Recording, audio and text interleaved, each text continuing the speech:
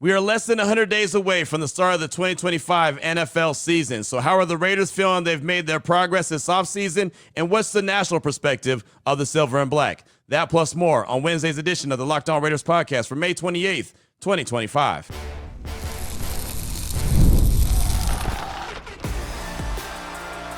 You are Locked On Raiders, your daily Las Vegas Raiders podcast. Part of the Locked On Podcast Network, your team every day. And welcome, Raider Nation, to another edition of the Locked On Raiders podcast. Thank you so much for making the show your first listen of the day. We definitely appreciate you. If you're catching the show wherever you find your favorite podcast, you know we appreciate that. And if you're checking us out by way of the YouTube page, we appreciate that as well. My man Ari does a great job behind the scenes, making sure we look good and sound good each and every day. Without him, there is no Locked On Raider podcast YouTube page. So shout out to Ari. You can hit him up on Twitter at Ari Produces, just like you can hit me up as well at your boy Q254. And if you want to be a part of the show, we got the call-in line, the text line, all that. The Locked On Raider podcast voicemail line is like what we like to call it, 707-654-4693. And for some reason, if you can't get through on the text line, the phone line, you could always tweet at us, as I mentioned, and we'll try our best to get that feedback in the show. Speaking of feedback, got a lot of really good feedback to get to as we close out the show today, and a lot of conversation that is not even stuff that we've been talking about, which just, again, gives you the pat on the back for coming up with as much stuff as you have come up with and having as many questions or just having so many comments that you have about the team moving forward. So we look forward to hearing from you. We'll do that as we close out the show.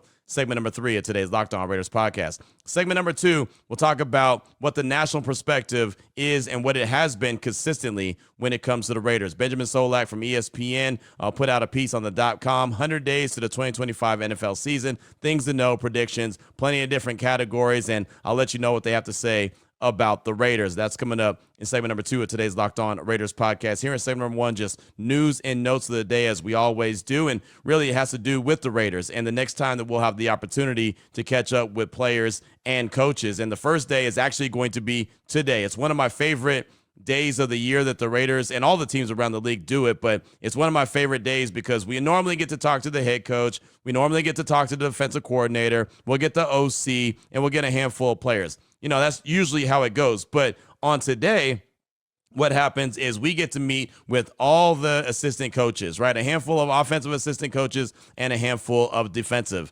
assistant coaches. So starting at 10:30 this morning, going from about 10:30 to 10:50 Pacific time, Chris Beatty, the wide receivers coach, he'll meet with the media. Brennan Carroll, run game coordinator, offensive line coach. Obviously, he's a guy that everyone's going to want to talk to, right? Because the offensive line has been a subject that we've been talking about quite a bit. And so he's taken on a very big role. Obviously, he's the son of head coach Pete Carroll. So definitely going to want to catch up with him and get his thoughts on the offensive line, what they'll be looking for, how they'll try to put everything together, and obviously ask about a few players in particular. Dylan McCullough, running backs coach. He's one of the guys that went out there to Boise State to actually meet with Ashton Genty at his pro day. So he's going to be made available. Greg Olson, QB's coach. I just saw him not too long ago, a couple Saturdays ago at the Silver and Black Gala. It's always nice to see a familiar face. Saw him in Indianapolis, as a matter of fact, at Scouting Combine as well. So every time I look up, I see Coach Olson right there. But he's back with the Raiders again. Really good quarterback coach in the National Football League and part of the Raiders offensive staff. And then Luke Steckel, the tight ends coach, he'll be made available as well. So you got 5 coaches on the offensive side of things that are going to be made available between 10:30 and 10:50. And the way that this works, they're basically in the media room and they're stationed, and they'll be sitting at, like, one would be sitting at Vinny's spot, somebody else will be sitting at, say, Tashawn's spot, somebody will be sitting at my spot, Paul's spot, and then what we do is we just kind of walk around to whoever we want to talk to. So if I want to catch up with Brendan Carroll, which again, he's going to be a guy that a ton of people are going to want to talk to, then I'll go over there and start chopping it up with him. Now, the thing about it is I'll get all the sound from this and I'll be able to bring a lot of this to the table. I'm going to miss the offensive assistant coaches only because I'm still doing my ESPN radio show, Joe and Q, and so that doesn't end till noon Pacific time. So I'll miss the offensive assistant coaches, but I'll definitely get a copy of it. And anything that's really good, that's informative, definitely bring to the show so you can hear it. Then the next batch is from 12:30 to 12:50. Obviously, I'll be at that. Defensive assistant coaches. And that's really where I kind of like to go in anyway. Those are the coaches that I like to talk to the most, is the defensive side of things, because I still believe, even though we all think this Raiders offense is going to be a really good one, I still think that the defense is going to have to do some heavy lifting to get them to the 8 wins that I expect, possibly 9 wins or more, right? So I think the defense is going to obviously have a lot of heavy lifting to do as well. So hope we're going to get a chance to talk to John Glenn, the linebackers coach, Robbie Leonard, defensive line coach. He's one of my favorites. He's one of the guys that I thought it was really big that they were able to retain him. Thought he was a guy that might go and get a defensive coordinator position. Didn't know if he would take over the defensive coordinator position if Patrick Graham happened to go get a DC job somewhere else or even a head coaching job somewhere else. Robbie Leonard is a guy that, man, I really like that guy along the defensive line. I think that the way he coaches these guys up, you see him getting the most out of the players along the defensive line. So Robbie Leonard is definitely a guy that I'll be talking to. Marcus Robertson, defensive backs coach. You know what I say, DBs win games. So definitely going to be talking to Marcus. He returns to the Raiders, so he knows all about the culture. He knows all about the team. This time he's under Patrick Graham, so looking forward to talking to Marcus Robertson. And then Joe Woods, passing game coordinator, defensive backs coach as well. He'll be another guy. So we'll get those 4 defensive assistant coaches. We'll get the 5 offensive assistant coaches. But again, something that the Raiders do every year that I think is really cool. We get an opportunity to start to know these guys, right, and start to become familiar with them, and then they become familiar with us. Then this, I'll see a guy, one of the assistant coaches, and oh, hey, I remember talking to you last year. This happened in Costa Mesa during training camp. It wasn't during the OTA session. It was actually during training camp when they had this this offensive assistants and defensive assistants, and that I thought was a great opportunity to catch up with those guys. So maybe they'll do it again during training camp. Maybe they'll bring out some other guys that you haven't got a chance to hear from, or maybe they'll roll everybody out. That's kind of what they did last year, but that was in Costa Mesa. That was another staff, new GM, and a new head coach at that point. That was Tom Telesco and Antonio Pierce. So now you've got John Spytek and Pete Carroll, so obviously they're going to do things the way that they do. So that is what's happening today. Then on tomorrow, on Thursday, is when there's another OTA. There was one on Tuesday that was closed to the media, but this one on Thursday is going to be open to the media. So practice will start at 10:30 Pacific time, go to about 12:15, and that's when offensive coordinator Chip Kelly and select players will actually be at the podium as well. So that'll start around 12:15, 12:20, just like I was when Pete Carroll and Max Crosby and Brock Bowers and a couple others were made available. Malcolm Kuntz were made available. I was able to get over that in time. I'll do that again. So the radio show will end at noon. Boom, make a beeline over to the Intermountain Health Performance Center, get an opportunity to catch up with Chip Kelly. Him, similar to Brendan Carroll, is a guy that we have a lot of high expectations for as far as just Raider Nation and the media and, thinking that the Raiders are going to be able to have a really good offense. So he's going to have a lot of conversation. I'm sure he'll be asked about Ashton Genty and why it was such a priority to change his running stance and if there's any wiggle room in that, if that's going to stay as is, or is there a chance that they can move it back if he's not feeling comfortable? Sure, he'll be asked a bunch of different questions, so I look forward to catching up with Chip Kelly coming up on Thursday. And then, of course, they'll have select players available at the podium as well. Final thing I got for you for segment number 1 of today's Locked On Raiders podcast, little news and notes. I mentioned this the other day, probably about a week ago or so. I mentioned that if you want to learn about Pete Carroll and his coaching style and kind of where he gets his inspiration and some of his methods and methodologies and all that, The Inner Game of Tennis is what you should read. And that was something that Evan Cohen from Unsportsmanlike on ESPN Radio had mentioned on the radio. He said Steve Kerr and Pete Carroll kind of live by this book, and you should check it out if you want to get to know where they come up with some of their methods for their coaching style. And so I did. I went out and got it. I remember suggesting it here on the podcast. It was $11, right? So not a big deal. It's not like it's something that's going to break the bank. But if you just want to kind of get to know a little bit of Pete Carroll and where his philosophies come from, it's The Inner Game of Tennis. The introduction is actually by Bill Gates. The forward is by head coach Pete Carroll, where he talks about practice of quieting the mind, developing the skill of supreme trust and focus. And, really a lot of it just has to do with the quieting the mind, right? And that's where he tries to come from a coaching standpoint, and he tries to get players to play from that kind of standpoint as well, where there's not so much going on in their mind. So I've only got to check out a couple pages so far, but again, it was only $11. So if you're interested, cool. If not, that's cool too. I'm gonna check it out. I just want to read it so I can get familiar with it. So at some point throughout the season, I can ask, maybe even before the season, maybe, during training camp, I can ask Pete Carroll about the inner game of tennis and what that means to him as far as a head coach and get his response. And it's better to know the information as opposed to me just going up and asking him, hey coach, so the inner game of tennis, what does it mean to you? Go. right? So to be able to actually have a conversation about it, that's what you want to do. So I'm checking that book out currently. Again, it cost me $11, so it's not going to be something that's going to break the bank. But I know myself and a couple other media members have decided to check that out as well. So maybe it interests you, maybe it doesn't, but I want to go ahead and pass that along. Coming up in segment number 2, ESPN's thoughts on the Raiders 100 days out. And well, now today it's less than 100 days out of the start of the NFL season. We'll talk about that in segment number 2 of today's Locked On Raiders podcast. Before we get to that, though, I do want to tell you about a great sponsor here on the show, and that is FanDuel. The NBA playoffs are in full swing. Every night delivers highlight-worthy performances, major momentum shifts, and can't-miss moments. Whether it's a game-winning shot or a breakout player, there's never been a better time to get in on the action. FanDuel makes it easy to stay in the game before tip-off and live. Player props, performance trends, and same-game parlays. Fans have more ways than ever to play smart and win big. Like if you were watching that Pacers-Knicks game, Game 4, and you saw Tyrese Halliburton go off, man, my man had over 30 points, had 12 assists, I think, maybe 15 assists and 12 rebounds and no turnovers. Like he just had a stupid stat line. So if Tyrese Halliburton was your guy, great, right? If you wanted to roll with Tyrese Halliburton, you probably won big. You could have gone with a big player prop when it came to that dude who said overrate this. How do you get involved? Well, if you're new to FanDuel, it's the perfect time to sign up. You can head to FanDuel.com, place your first $5 bet. If it wins, you're going to get $200 in bonus bets just like that. Make every moment more with FanDuel, its official sports betting partner of the NBA. All right, Raider Nation, here we go. Segment number 2 of today's Locked On Raiders podcast. We are less than 100 days away from the start of the 2025 NFL season, which blows my mind that I even know that. Right? It blows my mind that we know that, but this is something that we keep track of, which just lets you know how big the NFL is. Benjamin Solak from ESPN put a piece out on ESPN.com on Tuesday, 100 days to the 2025 NFL season, things to know, and predictions. And the categories were like key names to know, schedule features, interesting jobs to watch, intrusive thoughts, least improved teams, bold predictions, back from IR, overtime musings, finance items of note, stat numbers, jersey numbers, final thoughts, like just random stuff. But he was able to come up with so many different categories. So, of course, as an NFL fan in general, I'm like, yeah, I'm intrigued.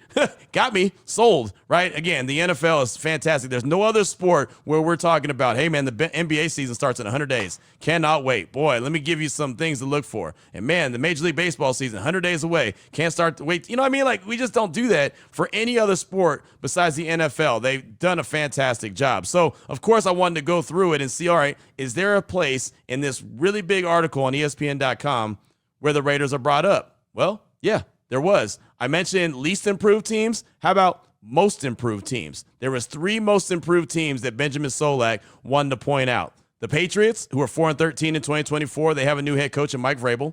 The Bears, who are 5-12 in 2024, new head coach in Ben Johnson. And you got it, the Raiders, who are 4-13 in 2024. And the thing about it is what he said, no team made bigger strides at the 2 most important positions than the Raiders. Geno Smith is multiple tiers better than Gardner Minshew and Aiden O'Connell, which should provide weekly above-average quarterback play. Pete Carroll is a multiple tiers better head coach than Antonio Pierce, who struggled with in-game and locker room management. Those changes alone should massively raise the Raiders' floor, and the presence of potential offensive stars such as Brock Bowers and Ashton Genty should elevate the ceiling. He said, I expect the Raiders to be around 500 this season, so long as they endure the defensive departures. Now, when he brings up the defensive departures, he's talking about guys like Robert Spillane, talking about Marcus Epps, talking about Trayvon Merritt, guys who all picked up pretty big free agent deals early in free agency. Nate Hobbs, who's in Green Bay, right? These guys got some pretty big deals. Even guys like K'Lavon Chaisson, who didn't get a big deal, but, another one of the defensive guys that went over to the New England Patriots. So there's plenty of guys that they lost. They brought in just a few guys in free agency. They didn't really spend a whole lot of money in free agency, took care of some of their own guys, and obviously extended Geno Smith as well. But I wanted to bring this to the table because it's basically pretty consistent with everything that we've been talking about,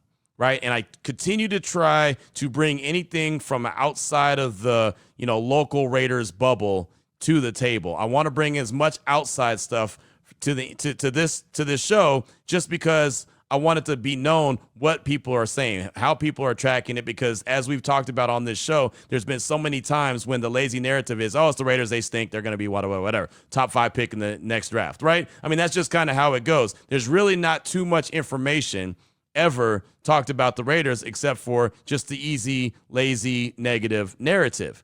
And that just hasn't been the case. So I want to make sure I point it out because I don't want to be a guy, and I've been known to do this, complain about the negative coverage and not bring up the positive. So I want to make sure I'm able to bring up the positive coverage as well. And again, everyone's pretty much consistently talking about the Raiders in a positive light. And again, I know hovering around 500 is not what anyone wants to hear. We've had a lot of conversations about realistic expectations. I've been very consistent with about 8 wins, which doubles what they did last year, and that's pretty close to 500. Now, technically, you can't be 500 with a 17-game season. I get it. But you understand what he's saying when he breaks it down. He's talking around 8 or 9 wins.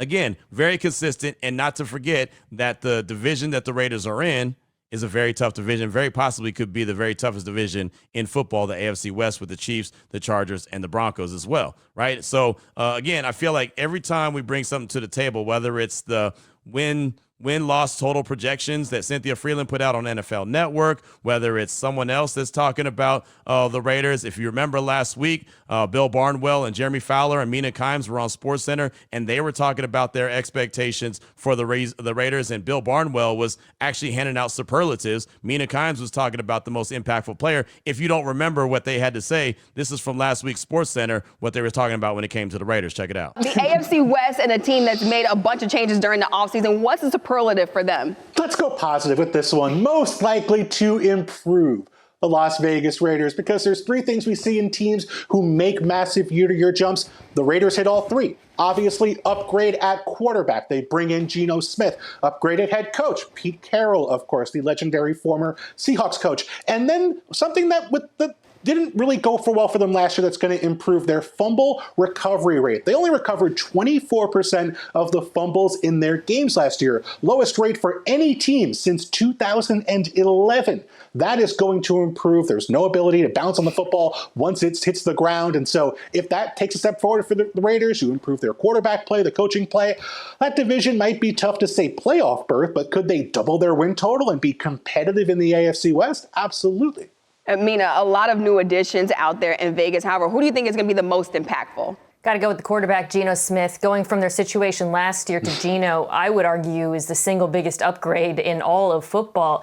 Yes, Geno threw too many interceptions under pressure last year, but he was playing behind a porous offensive line, and despite that, still had the 2nd highest on-target percentage in the NFL behind Joe Burrow. Accuracy is his calling card, and I think the Raiders are going to benefit from that in a huge way and really feel how dramatic the upgrade is under center. And Jeremy, what have you been hearing about Geno Smith and his impact in Vegas so far? I'm hearing Geno Smith is loving to go to work every day, that he and Pete Carroll have serious chemistry, that he's upstairs in Carroll's office all the time. They really had a chemistry from their Seattle days, and they've picked up right where they left off. And so Geno Smith is trying to just get a chemistry also with Brock Bowers and Ashton Genty. That's going to be one of the best duos in the league if the Raiders have their way. That's what they're hopeful for under Chip Kelly's offense. So Geno Smith has to make that work. Word out of Las Vegas is the defense has been a little bit ahead in the OTA workouts, but Geno's just getting his footing, so they should take flight here soon. Again, just keeping with the consistency theme, right? And that's something that I talk about when it comes to the players, when it comes to just regular expectations. Like, who are you consistently? What are you going to be consistently? And now I'm looking at the outside media that's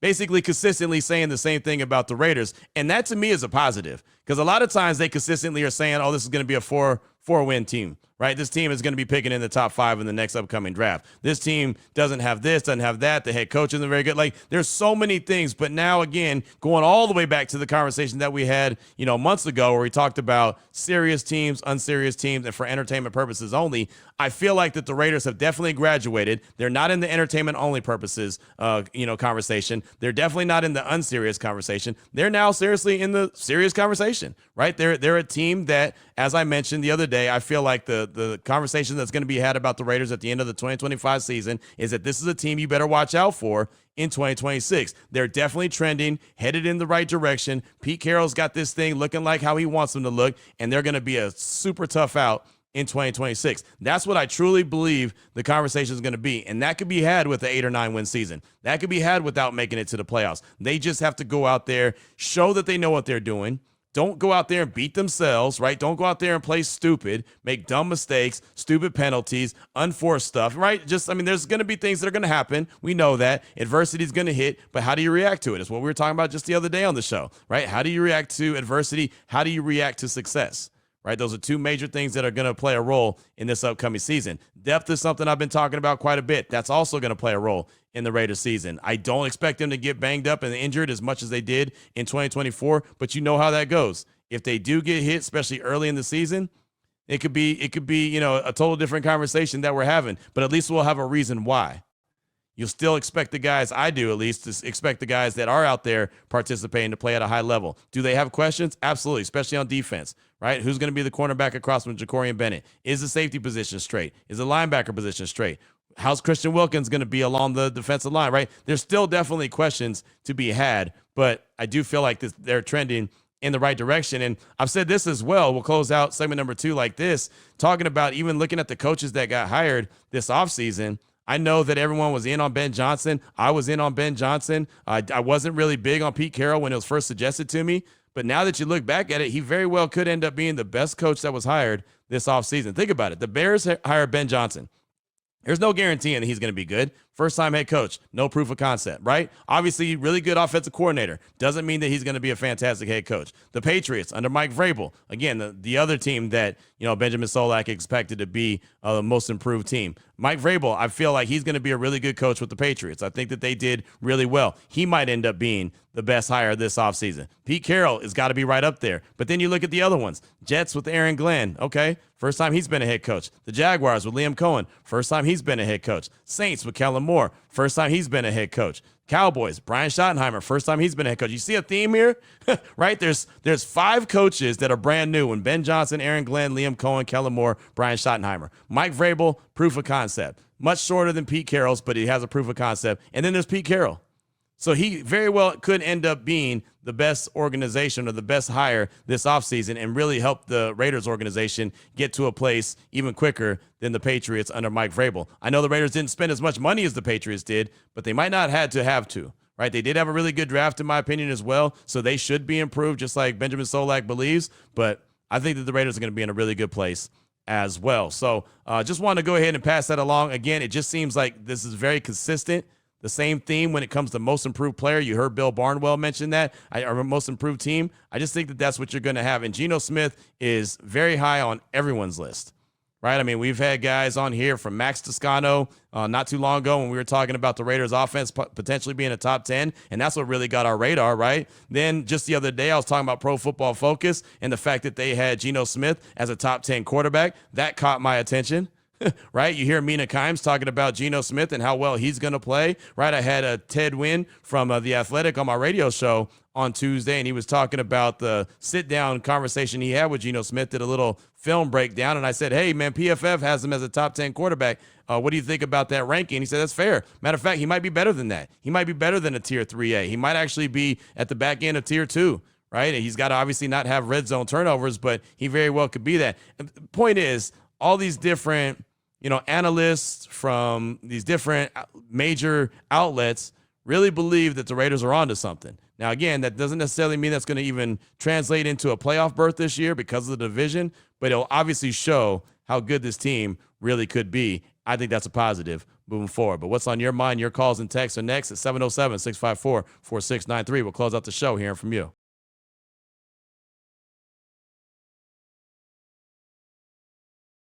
Here we go, Raider Nation. Segment number 3 of today's Locked On Raiders podcast. Your calls and texts draft that Locked On Raider podcast voicemail line, 707-654-4693. Let's start off with Raider Noah in the 801. He's calling to talk about an issue that's appeared to be a problem for quite a while now when it comes to attending a Raiders home game. Here he is, Raider Noah in the 801. What's going on, man? It's Raider Noah in the 801. Haven't called back in a little bit.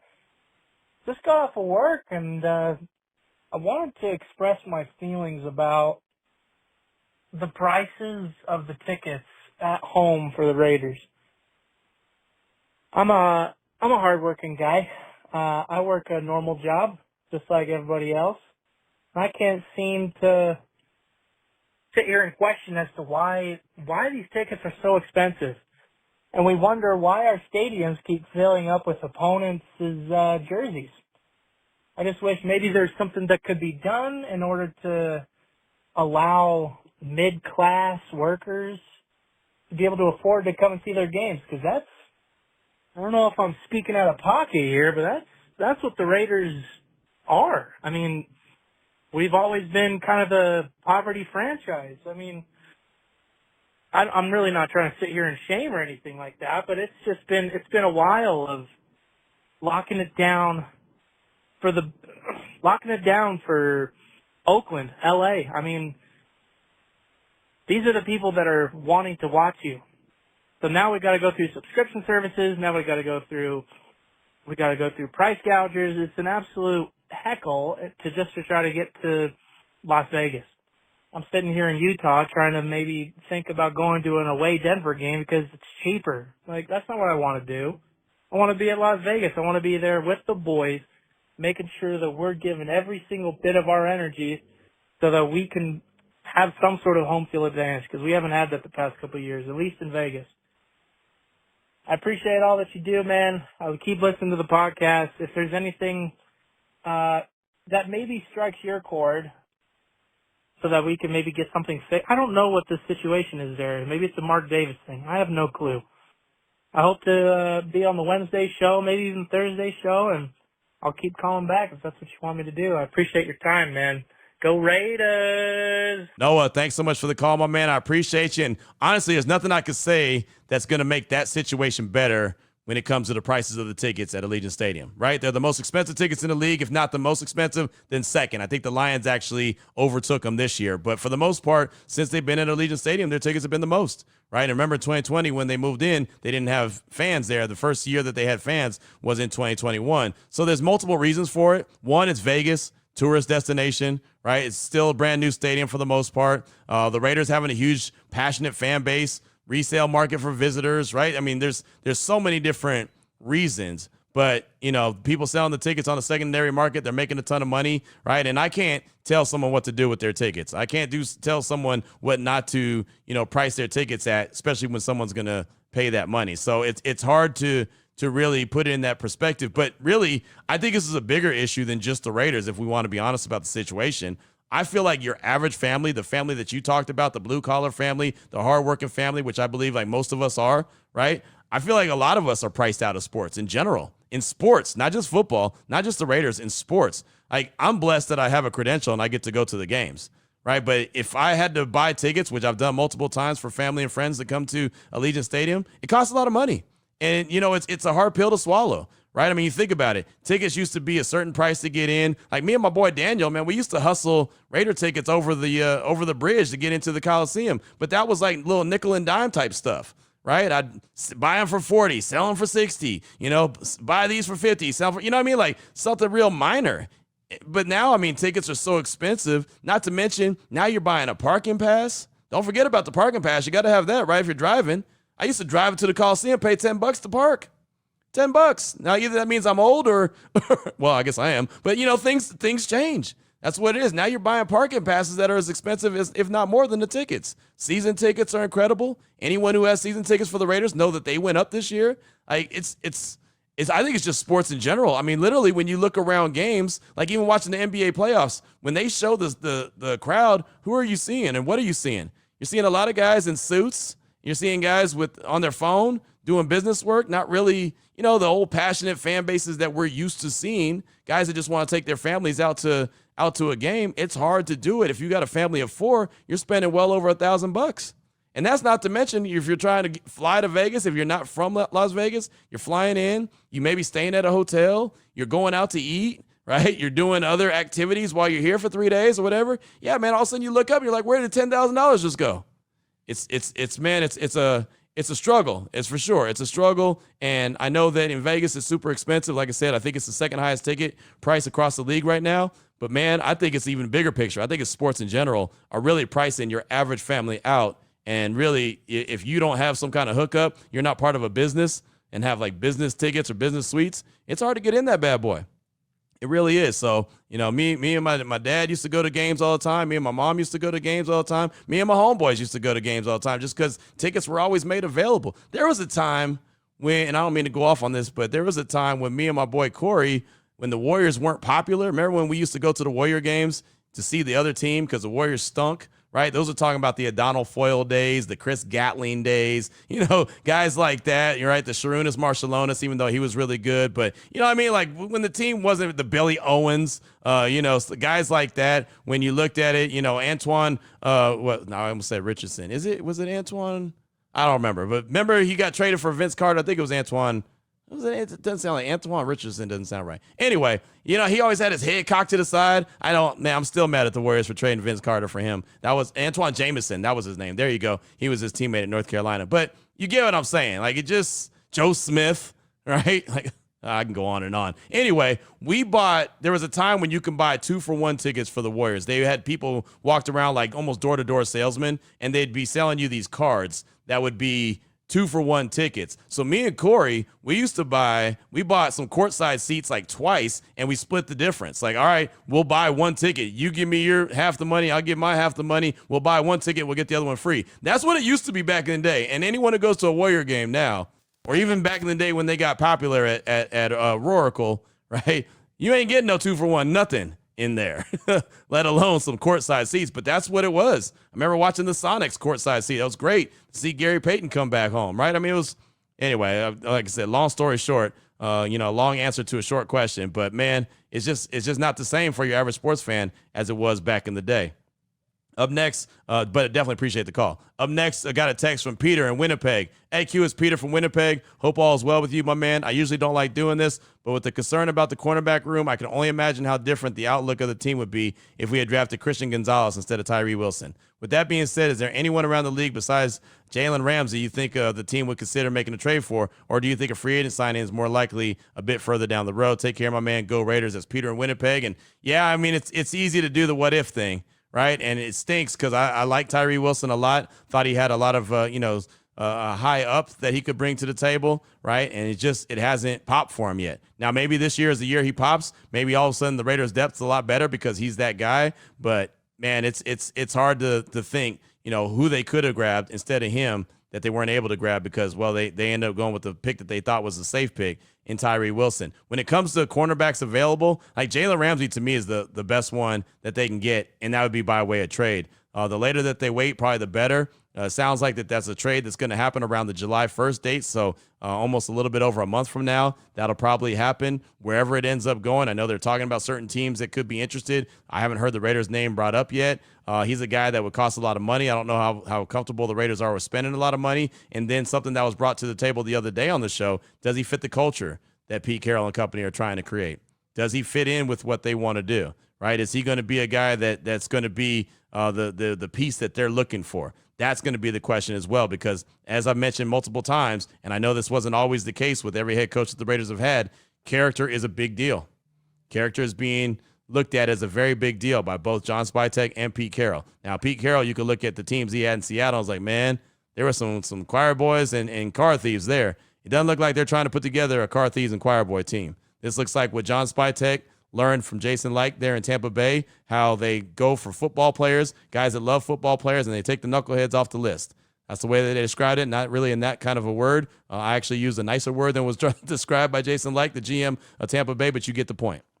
So I don't know if they look at Jalen Ramsey as the guy that would fit the culture that they're trying to create or worth it. But, he's probably the one cornerback that's out there that could be available that I could see if the Raiders do feel strongly about that position and don't feel good about who they have there in that position, they'd roll with. Now, with that being said, you could have something with DeCam Richardson. You could have something with Darian Porter. You could have something with Eric Stokes. There's a lot of you could have something with, right? But there's nothing that's set in stone. And on top of that, a step further, Jacorian Bennett's a guy that's got to prove that he can stay healthy. First 2 years in the league, he hasn't been able to stay healthy the whole time. Last year, he wasn't able to finish the season. In his rookie year, he wasn't really able to start the season. He started, but he was, a little banged up in camp. And then when he finally got out there, you saw that he wasn't very confident. And it didn't look like he was confident, at least, and was banged up again. So he has to show that he could stay healthy. So there's a lot of questions. I think you're absolutely right to wonder about the cornerback room. But thanks so much for that text. I do appreciate you. Up next, got a call from Joe in KC. He's calling to talk about the extension for A.J. Cole and how the decisions are made on who to extend. Here he is, Joe from KC. Yo, what up, Q? This is Joe from KC. Got the news about A.J. Cole over the weekend. Greatly deserved, but it made me kind of think, when the off season comes, how does a team prioritize re-signing players? Or is it not a priority thing? It's more of like, who's ready to negotiate right now? Let's get it done. Because I know we still got like Colton Miller and Jacoby Myers as possibilities for, extending. So, like, how does a team go about addressing who they're going to re-sign and when? Just trying to get some insight on that, if there's any way of doing it, or if they just kind of just do it whenever, whoever's ready. All right, there you go out. Thanks. Big Joe, thanks so much for the call. Appreciate you. And yeah, they definitely have a priority list of people that they put together, especially after the season. I remember Mike Tannenbaum, former GM of the Jets, he had said this one time, and I brought it to the table, and I wish I still had the sound, but he said when he was the GM, he used to go to the head coach and have 3 different categories, right? So he would say, all right, who are your must-haves from the guys that are going to be free agents? Who are the like-to-haves from guys that are going to be free agents? And who is it okay for these guys to graduate and move on?